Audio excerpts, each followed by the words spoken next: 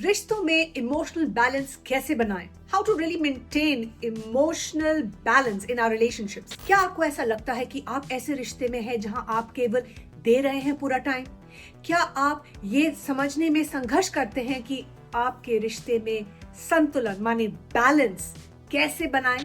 रिश्ते हमारी जिंदगी का सबसे खूबसूरत हिस्सा होता है, लेकिन कई बार यही रिश्ते हमारे लिए तनाव, स्ट्रेस पैदा कर देते हैं और हम उसकी उलझन का कारण बन जाते हैं। क्यों? क्योंकि हम इमोशनल बैलेंस बनाए रखना भूल जाते हैं।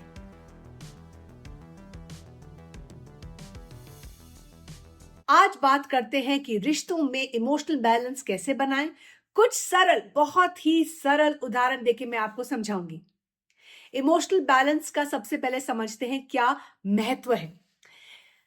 सोचिए, एक तराजू के दोनों पलड़े बराबर हो तो ही वो संतुलन रखता है, ये हम सबको पता है। ठीक वैसे ही रिश्ते में भी इमोशनल बैलेंस बहुत जरूरी है। अगर एक व्यक्ति ज्यादा दे रहा है और दूसरा बस ले रहा है तो रिश्ते में तनाव आना तय है। सबसे पहला, दूसरों की भावनाओं को समझिए। प्रैक्टिस एम्पथी, ये वर्ड आजकल बहुत सुनने में आ रहा है। एम्पथी को कैसे प्रैक्टिस करना है, मैं आपको एग्जांपल देती हूं। नेहा और रोहित की शादी को 5 साल हो चुके हैं। एक दिन नेहा ने कहा, तुम कभी मेरे काम को नहीं समझते। रोहित ने गुस्से से जवाब दिया, तुम भी मेरे काम का सम्मान नहीं करती हो।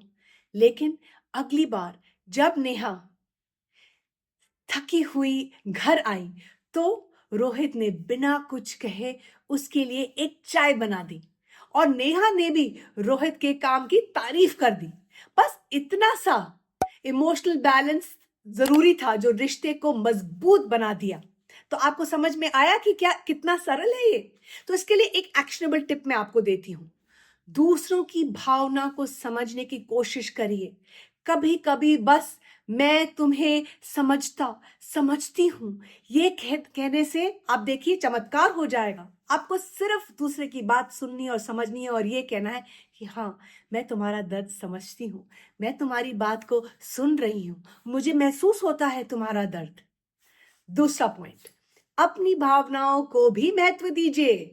Value your own emotions. For example, Anshu हमेशा अपने दोस्तों की समस्याएं सुनती रहती है, लेकिन जब उसे मदद की जरूरत है तो कोई नहीं सुनता। धीरे धीरे वो अंदर ही अंदर परेशान होने लगती है।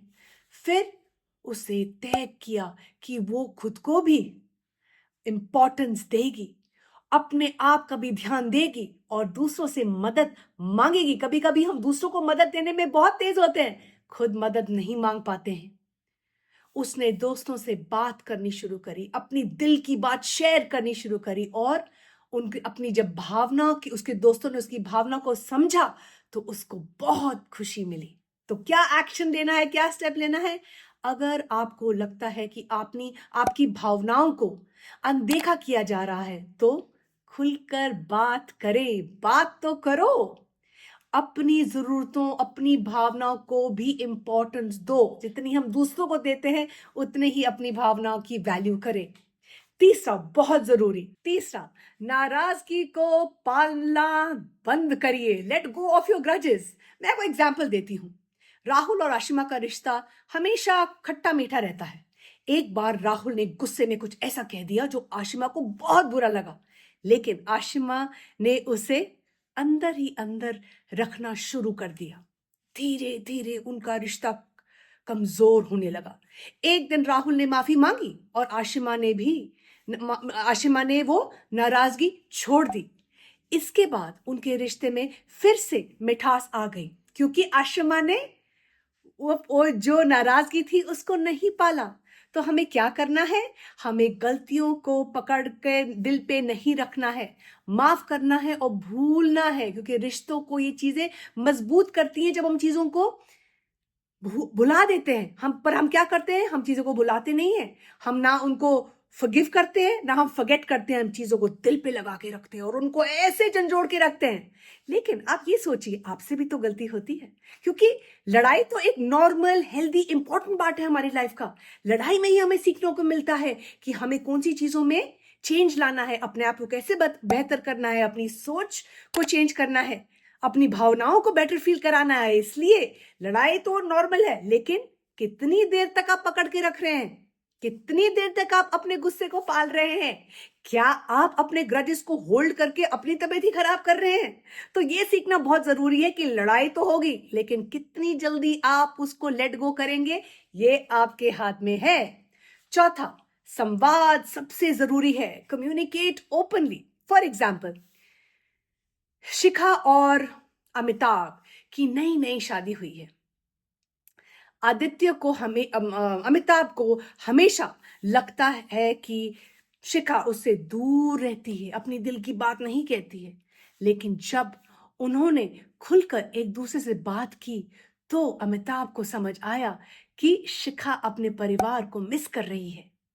इसके बाद उन्होंने एक दूसरे की भावनाओं को बेहतर समझना शुरू किया, क्योंकि ओपन कम्युनिकेशन हुआ। आप अपनी फीलिंग्स को, अपनी भावनाओं को जब ओपनली व्यक्त करते हैं, ऑनेस्टली व्यक्त करते हैं, डायरेक्टली बताते हैं, दूसरे इंसान को तब समझ आता है कि आपके मन में क्या चल रहा है। क्योंकि हमको तो सबको लगता है कि दूसरे इंसान को पता है कि हमारे माइंड में क्या चल रहा है, सब तो माइंड रीडर बन चुके हैं। तो क्या करना है? रिश्तों में संवाद हमेशा खुला और ईमानदार होना चाहिए। अपनी भावनाओं और जरूरतों को स्पष्ट रूप में साझा करना आपकी रिस्पॉन्सिबिलिटी है, वो आपका काम है। पांचवा पॉइंट, फिफ्थ पॉइंट, छोटी छोटी चीजों पे ध्यान रखें, छोटी छोटी चीजों को अप्रिशिएट करें। फॉर एग्जाम्पल, समीरा ने अपने पति को उनके जन्मदिन पर सिर्फ एक हाथ से लिखा हुआ पत्र दिया। भले वो गिफ्ट महंगा नहीं था, लेकिन उस पत्र ने उनके रिश्ते में एक नई चमक ला दी।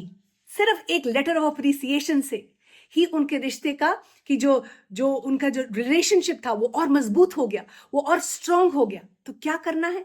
अपने रिश्तों में छोटी छोटी खुशियों और सराहना जोड़े। धन्यवाद कहें, मुझे तुम पर गर्व है कहें, मुझे तुम्हारे पे यकीन है कहें। ये और एक मुस्कुरा कर इनको, उनकी बातों, उनकी बड़ाई करें, उनको देखें और उनकी आंखों में आंखें डालें और स्माइल करके बोले कि मैं तुम पे भरोसा करती हूं, मुझे तुम पे नाज है। अब आप एंड में ये देखें कि आप माइंड में विजुलाइज करें कि आप अपने आप को हक कर रहे हो, आप अपने प्यार वाले, अपनी फैमिली, अपने फ्रेंड्स को हक कर रहे हो और खूब तेज तेज हंस रहे हो। ये मैं चाहती हूँ आप आंखें बंद करें, मीच लीजिए 30 सेकंड के लिए और ये अपने माइंड में इमेजिन करिए, बिकॉज माइंड बहुत पॉजिटिवली रिस्पॉन्ड करता है अगर हम पॉजिटिव विजुअल्स को इमेजिन करेंगे। तो पॉजिटिव विजुअलाइजेशन बहुत इंपैक्ट करती है। आप सोचिए कि आप हंस रहे हैं, रिश्तों में इमोशनल बैलेंस ला रहे हैं। इससे सीखने में समय लगता है, लेकिन एक बार अपने आप ये सीख लेंगे तो आपके रिश्ते हमेशा के लिए मजबूत और खुशहाल हो जाएंगे। अगर आपको ये वीडियो पसंद आया तो लाइक शेयर जरूर करिए, कमेंट करिए। आप अपने रिश्तों में इमोशनल बैलेंस कैसे बनाएंगे, इस वीडियो के बाद हमें बताइए। हमारा सिर्फ एक ही मकसद है, हैप्पीनेस इज लव। हम रिश्तों को बेहतर बनाते हैं, पारिवारिक प्रेम और संबंधों को और मजबूत बनाते हैं। धन्यवाद।